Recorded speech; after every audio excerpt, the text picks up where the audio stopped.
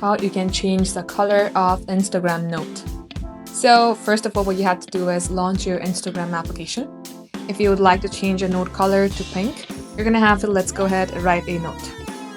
So tap onto it. If you type in something like VD, which is Valentine's Day, and simply select share, you will see the color has been changed to pink.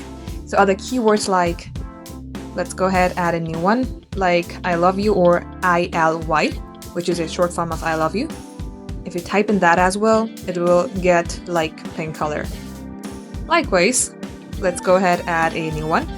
So the next keyword could be something called like I love you so much, which is a short form of this one. It will also change the color. So guys, this is for Valentine's Day, so you can write anything romantic and the color will be changed to pink or red. These are the things that you can try. Thank you all for watching.